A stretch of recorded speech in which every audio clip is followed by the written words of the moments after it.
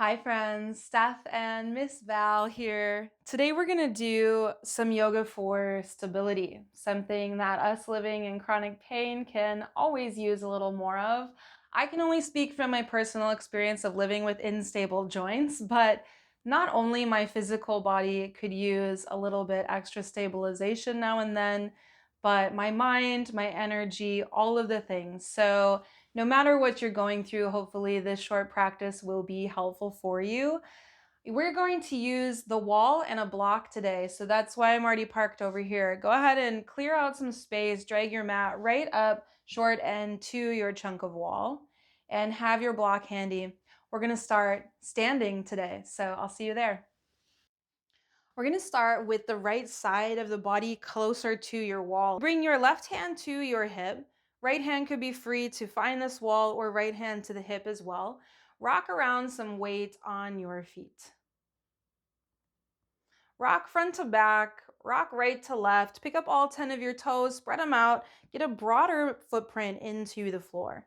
And then we're gonna shift the weight into the right foot and lighten the left toes. You could have the left toe stay on the floor as a kickstand, or you can actually use your wall for that stability and then bring this foot up a little bit. Then we're gonna open and close the door, just warming the range of motion inside of this hip joint. Open and close the door.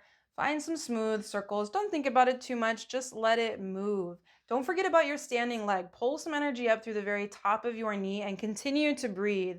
Something that we tend to forget about when we're focusing on balance is breathing. So breathe all the way to your belly and all the way to the soles of your feet. Let's take a break off of one leg for a second. 2 feet back down to the ground. Wiggle your way around, soften the knees, soften the hips. We're going to shift the weight back into the right foot, but maybe you grab your block in your right hand and tuck in a little bit closer to your wall. Hopefully you'll see why in a second here. Bring your left hand to your left hip once more. You're going to leave right toes pointing forward, but we're going to turn the whole back of the body into the wall. So hips open, shoulders open. As you're ready, start to tip into this shape. All the stability off of your right leg, but you can use your wall, right? And as you sink your way down, I don't have enough room over here, but it'll work. We're gonna fall into half moon pose, which is a very challenging posture when we have all of the elements. If we were doing this posture in the middle of the room, but it is a very stabilizing posture when you've got the wall back behind you. So feel free, lean into your wall. It's there, use it. Lean into that block. And if it feels right, take this upper arm, your left arm off your hip, stretch it up toward the sky, be as long as you can through all of your limbs. And every limb, no matter whether it's touching the floor or not, is equally as stable. We've got 2 deep breaths. Look up, reach up. And then keep your stability as you come back to the soles of the feet. Again, once more, just shake it out a little bit. Roll the shoulders, take a few breaths, and we're gonna go right away into the other side. Turn your left side closer to your wall. Bring your block along with you. But first, we'll just start with the range of motion through the hips. So broaden out your footprint. Feel that stability. Hands on the hip or just the right hand. Left hand could you find your wall. Shift weight into your left foot. Lighten your right toes. Right toes can stay on the floor. Right toes can lift higher as we open and close the door a couple of times. Again, we're purposefully kind of trying to throw that balance off as we hold stability from that standing foot. Use the wall as much as you want or need it. Breathe a little deeper all the way into the belly and then return that right foot down to the ground. Do a little dance, shake it out. Have your block handy. I like to start holding on to it. Maybe you walk yourself a little bit closer into your wall. Left toes are gonna stay pointed forward because the rotation is gonna come from the hips, not from the knee and not from the toes, right? So we can leave that standing foot just like it was.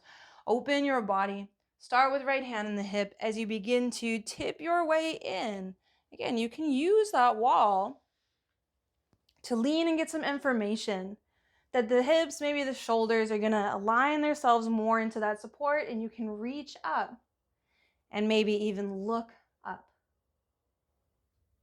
Use your space to create more stability as you take a full breath in.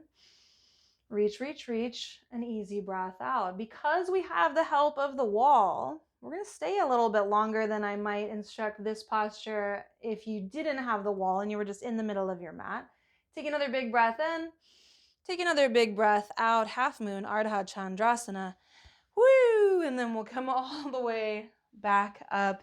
Easy. Land on the feet. Shake it out a little bit. And then let's come down to the floor. You can leave your block close. Roll your way down and start with your hips about 1.5 or 2 feet away from your wall. Scoot yourself around until when you bring your feet to the wall, you've got more or less a right angle at your knees and at your hips to start. We're going to cross the right ankle over top of the left knee for supine pigeon pose. And I love this wall variation for a few reasons. We're going to have that stability underneath the spine, that feedback of the foot on the wall, and then we can use the wall and the ground to create different resistance. So you might be feeling fine just here and you want to stay. Or you might scoot yourself a little bit closer. The closer that you come to your wall, that your hips come to your wall, the more those legs are going to be drawn into the body, right? So you decide. And if you're coming in even closer, you might start with your left leg straight, cross this leg over first, then bend that foot back into the floor or back into the wall, because that'll be changing this angle, pulling the legs in even closer, and you decide. You can wiggle your way till your hips touch the wall if you really want to. That is up to you and your experimentation, but be here breathing.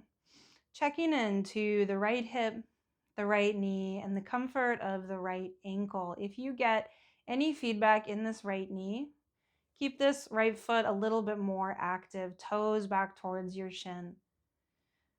We'll sink into the mat, this actual ground beneath us. Now broadening the imprint of the back on the floor, right? So as you breathe, you can feel, inhale, stretch the ribs out. Take up a little more space. You can feel exhales sink you down. The weight of the legs into the body down into the floor.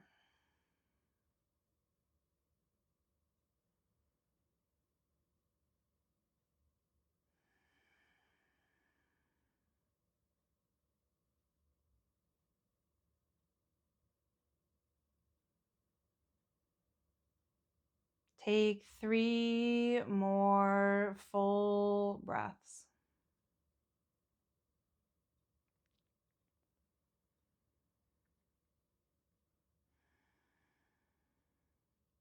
Then from wherever you are, cross your legs closer together, like you're stacked at knees, like you were sitting in a chair.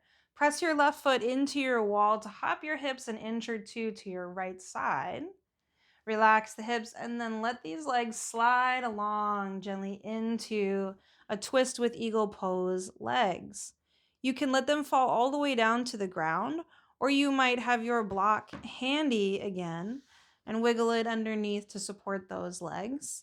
If you don't like this cross leg variation, you can of course go to stacked knees or long legs or any twist that is more grounding, more beneficial to your body.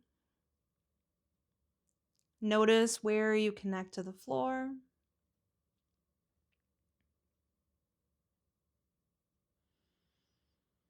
Notice the rhythm of your breath.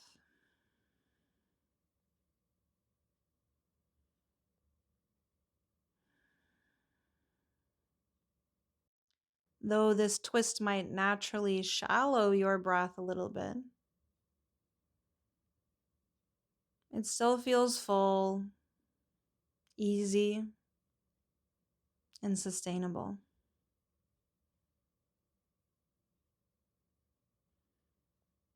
Two more breaths have you here. Sink a little bit more. One more muscle could let go of the bones and soften.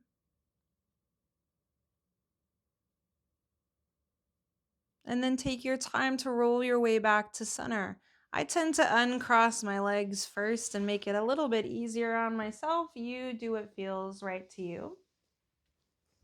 You might switch your block to the other side just in preparation that we'll balance our sides out.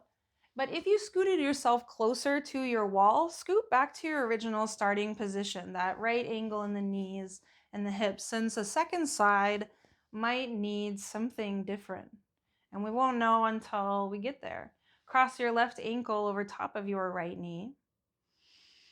Checking in with the stability, the comfort in the hip, the knee, the ankle. Again, you can always flex toes or let this foot be a little more passive. And if you want to stay right here, stay right here. Otherwise, you can adjust to wiggle your way in a little bit closer. Again, I always find the approach easiest to straighten the leg, cross the knee, and then bend your supporting leg, drawing those legs in closer to the body. You never have to find the perfect shape right away, right? You can adjust, you can shift, but then when you find that place that feels stable, find stillness. Feel like the mind can step back a little.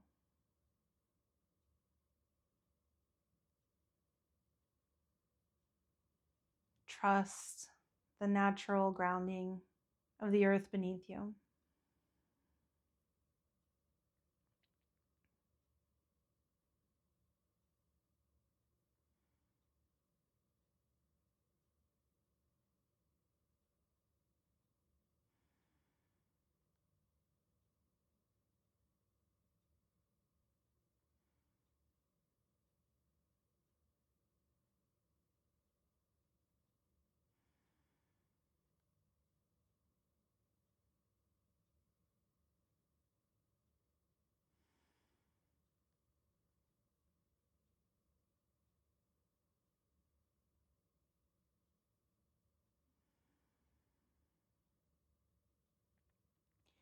Taking 3 more deep breaths in supine pigeon.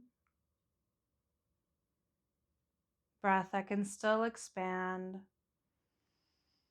all the way to the back, all the way to the belly. Then from wherever you are, we'll cross closer, stack at the knees. Press your right foot into your wall to hop your hips just an inch or two. And then let your knees fall off the right side of your mat. Slowly, that foot can walk along the wall. The legs might land on the floor. They might land on your block. Again, this side could be different, so if you need to uncross legs or adjust your shape, you can.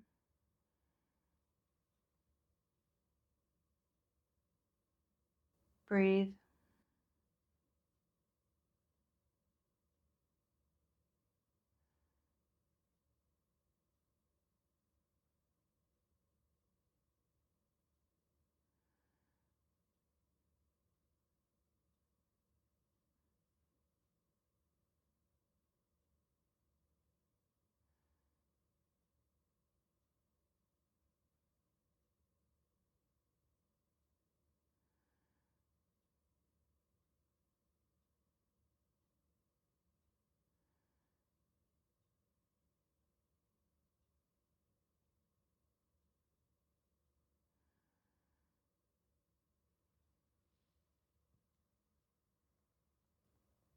And take 2 more easy rounds of your breath.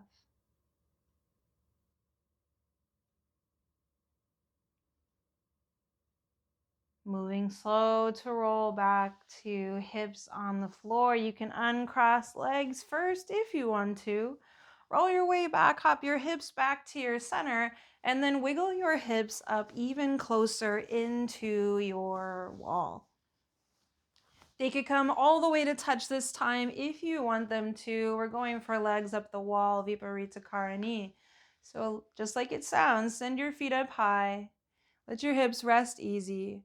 Arms land where they're comfortable.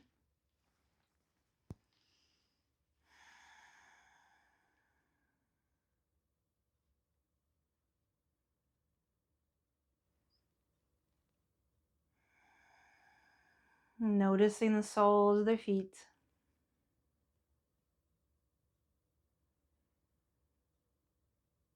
the heels into the stable wall, the weight of your legs, the hips and the spine into the stable floor. Relaxing the weight of the arms and the back of the head. Breathe.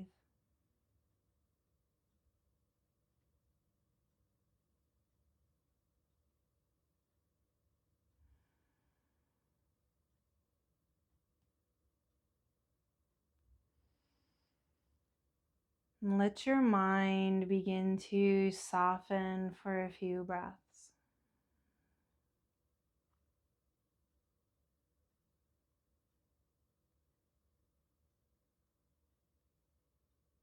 The body becomes a little more heavy, a bigger imprint into the ground.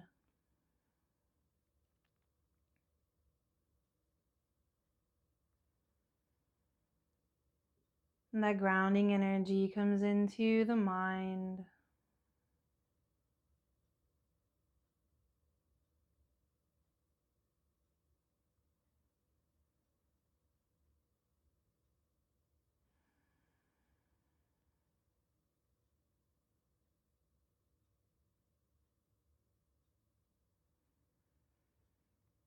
If you want to stay here longer, you always can. If you're ready, begin to wiggle your toes. Let your kneecaps soften and begin to bend, sliding your feet down your wall. Pause with knees in a little closer to the chest, feet together, feet wide. Take your time to roll slowly over to one side of your body and pause.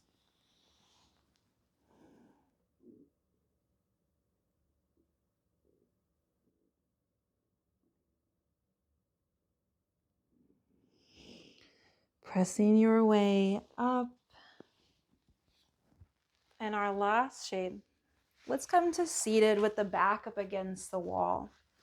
So wiggle yourself in. If you want to sit on your block, you can.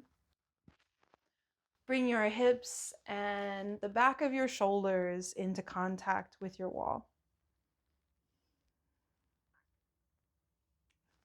Let the head rest where it feels balanced. The back of your head does not have to touch the wall unless it feels right.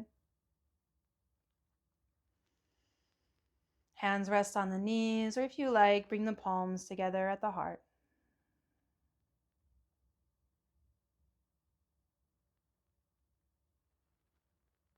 Inviting this sense of stability to go with us far after we roll up our mats. Feeling immense gratitude for our bodies and all the amazing things they do for us every day. Namaste. We hope you feel a little more stable on this side of that short little practice. If you wish it was longer, I did a full-length class on yoga for stability this week on my website. The link is at the top of the bio. Otherwise, you know our slogan, pain's a bitch, yoga helps. Keep practicing. I'll see you next time.